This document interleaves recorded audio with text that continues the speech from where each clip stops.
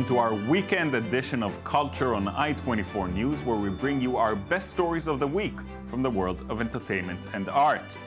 We've got a great show for you. Today on the program, we check in on Matisyahu, the ex-Hasidic reggae singer.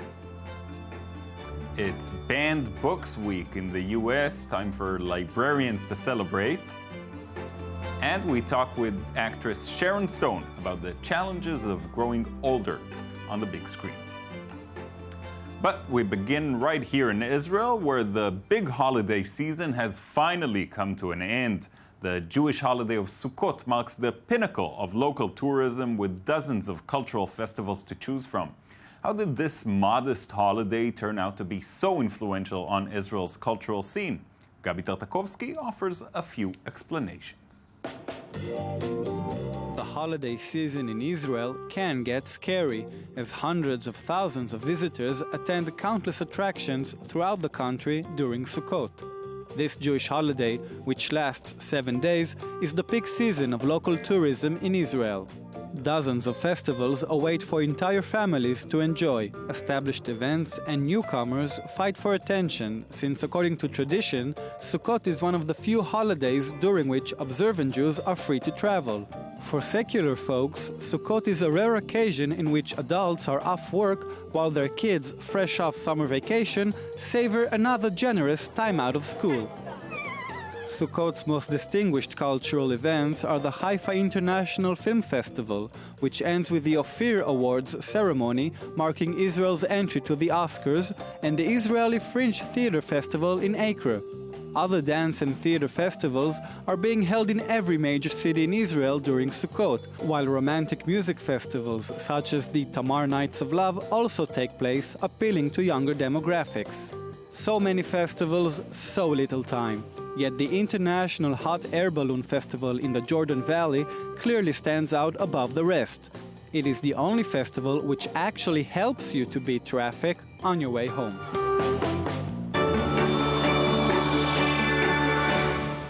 The reggae world is home to many unusual characters, but even there, Matisyahu was able to stand out as the first Hasidic reggae superstar, making his mark a decade ago. Since turning away from the Orthodox way of life, Matisyahu continues recording and touring, to proving that he is more than just a gimmick. Mael Ben Oliel met with Matisyahu backstage in Tel Aviv. I'm a slave to The new Matisyahu has arrived. As he no longer wears a yarmulke and a beard, Matisyahu, born Paul Miller, has left the Orthodox way of life behind. Back in 2004, Matisyahu caught everyone's attention as the first Hasidic reggae superstar. These days, he's embarking on a world tour in support of his latest album, Spark Seeker. Nearly 2 years after his last concert in Israel, the New York-born singer has returned to perform several gigs throughout the country. Other than local festival dates, Matisyahu also held an acoustic concert in Tel Aviv.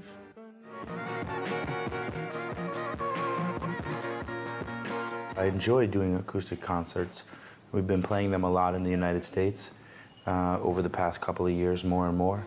It's a totally different experience, from the live show with the band, which is more of like a rock show, and this is much more intimate and much more about the songs, the words, sometimes the vocals, that get drowned out in the big band and with all that sound, So I thought it would be cool to come here and do an acoustic show as well here. Obviously, the Israeli fans still vividly remember Matisyahu's old look, which once established him a local religious fan base. It's hard to know exactly where I stand with the Israeli public. Last time we played in Jerusalem. So playing in Jerusalem, there's a lot more religious people that are coming to the shows than in Tel Aviv. However, the reggae artist was happy to learn that his old religious attire never stopped the crowds from attending his shows. I first came out Hasidic with a hat and a jacket and everything, and at that point, even 90% of my audience was like middle America, not Jewish, not religious. So to them, it never really mattered too much, I don't think, what I looked like, In time, Matisyahu's musical style and inspiration has also evolved.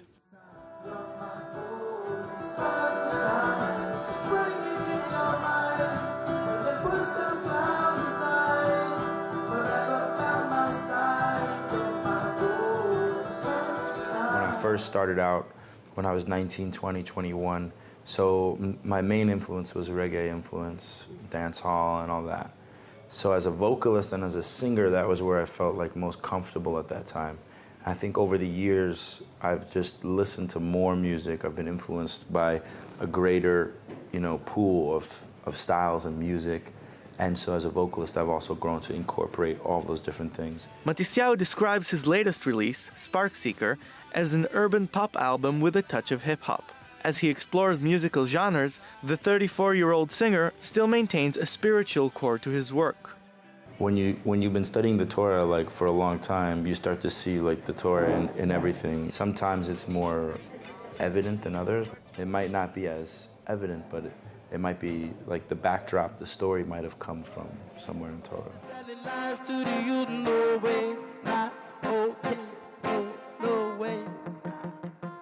The Matisyahu saga continues. His current tour now takes him to South America and will conclude this December with various performances in the US East Coast.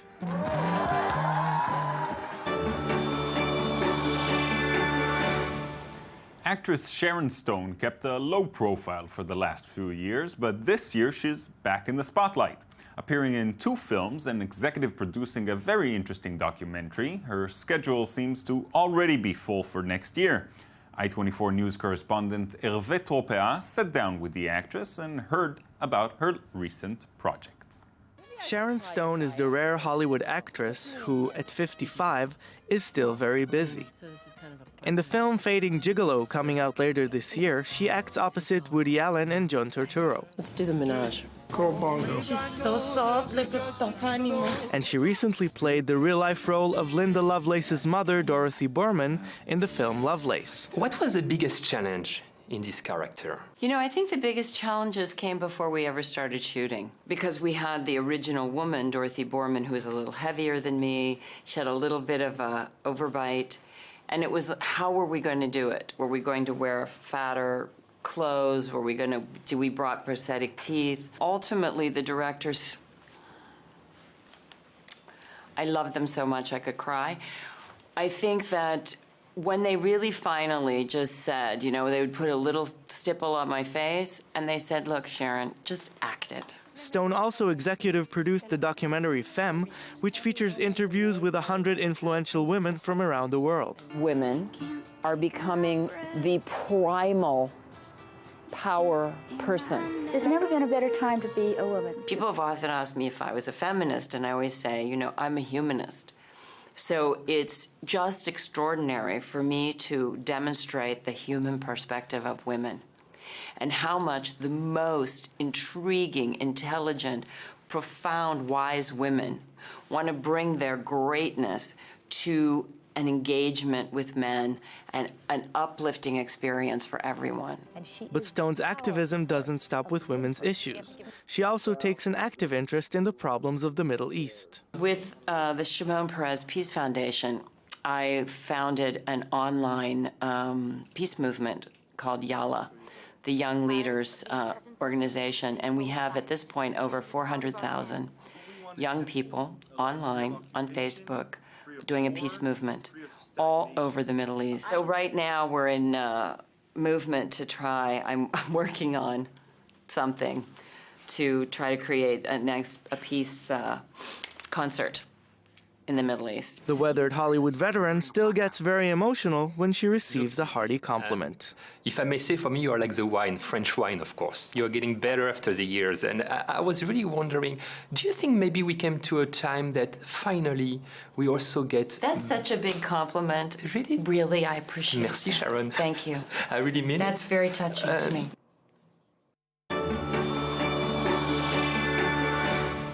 A new exhibition opened recently in Jerusalem, one that made a lot of noise even though it includes just one work of art. Botticelli's famous fresco, The Annunciation, is finally on display at the Israel Museum in Jerusalem after delays and even some controversy. Avri Rosen-Tzvi brings us the big picture. The story of this work of art begins in Florence, Italy, more than 500 years ago. The Annunciation was painted by Sandro Botticelli on the wall of the San Martino della Scala hospital in the 15th century to celebrate a time when the raging Black Plague that was ravaging the city subsided. We're talking about 2 months in the year of 1481, when Botticelli is standing on a scaffolding 3.5 meters high inside a hospital for orphans in Florence.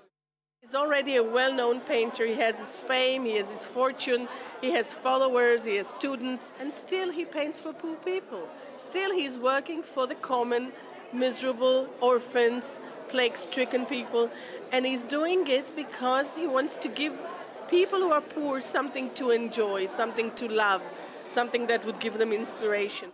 Now this celebrated work has made the journey to Israel, to be displayed for 4 months at Jerusalem's Israel Museum.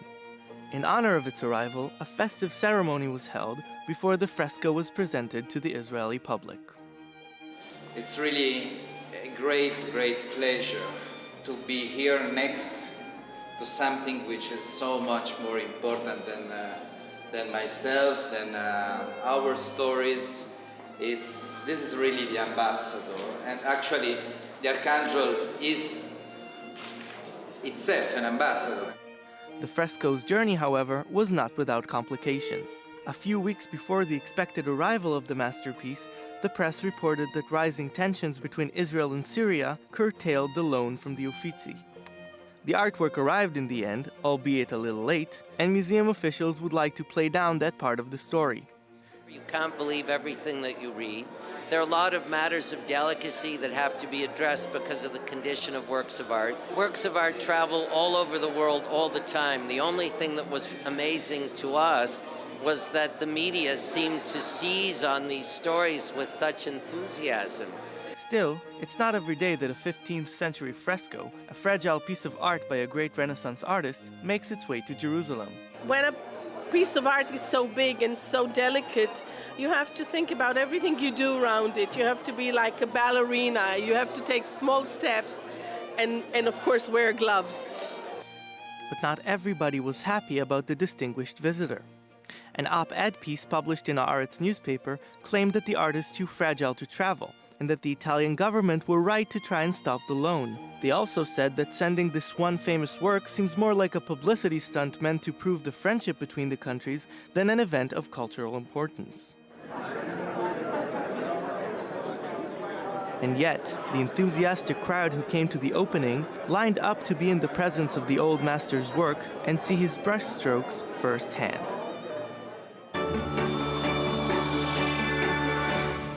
The annual Banned Books Week celebrates thought-provoking novels and defends the freedom to read.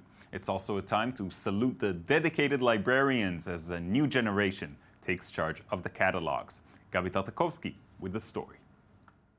Human beings can be awful cruel to one another. We tend to think that kids are always encouraged to read and grown-ups can access any material they desire. Unfortunately, that is still far from being true. Over the past 30 years, more than 11,000 books were under the threat of censorship in the US alone. Since 1982, Banned Books Week raises awareness to the ongoing attempts to remove various books from schools, bookstores and libraries. Last year, there were nearly 500 reported attempted bans in the US. You'd be surprised how many classics were first banned. The Grapes of Wrath was charged of spreading propaganda, while The Catcher in the Rye was seen as obscene. Children's literature also suffered many blows. Where the Wild Things Are was once accused of promoting witchcraft, and even The Giving Tree was deemed vicious.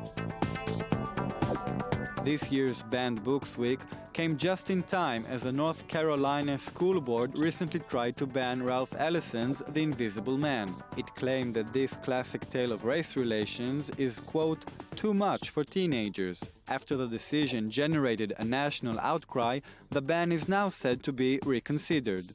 shuffle down his upstairs hallway, knowing he's about to be kidnapped by a flying saucer. The Banned Books Week is celebrated at bookstores and libraries with public and virtual readouts as people share a favorite passage. I read a lot of banned books. Celebrity endorsements are always welcomed, and this year, Whoopi Goldberg chipped in, reading a poem by Shel Silverstein. Finding a great book is a tough challenge, but there's no shame in asking for guidance, especially when today's librarians are cooler than ever. They are seen as sophisticated agents of social change, geeks with a punk attitude who spread the joy of reading. They obviously love their work. Students and faculty members of the University of Washington's Information School created Librarians Do Gaga. That's it from us. Thank you so much for joining us, and please join us again next week.